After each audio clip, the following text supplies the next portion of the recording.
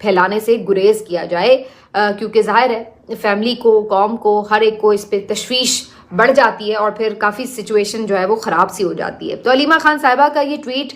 اس لحاظ سے کم از کم تسلی بخش تھا کہ کم از کم جو فیملی ہے ان کی طرف سے اس کے اوپر یہ ضرور کہا گیا ہے کہ کم از کم وہ ہیں اڈیالہ جیل میں اور کہیں شفٹ نہیں ہوئے، اور یعنی خیر انہوں نے ہر خبر کی الگ سے کوئی تردید یا تصدیق تو نہیں کی، لیکن بہرحال انہوں نے یہ ضرور کہا ہے کہ جو خبریں دی جا رہی ہیں ایسی کوئی خبر ان تک نہیں پہنچی ہے۔ اور آپ کو یاد ہوگا کہ پچھلے ولاگ میں نے بھی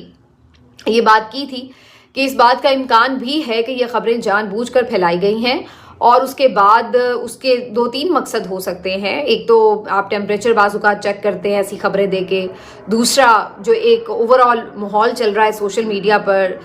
26 نومبر کے سانے کے اوپر بات ہو رہی ہے تو اس سے بھی توجہ ہٹانے کی کوشش ہو سکتی ہے، اور تیسرا اگین کہ یہ بھی کوشش ہو سکتی ہے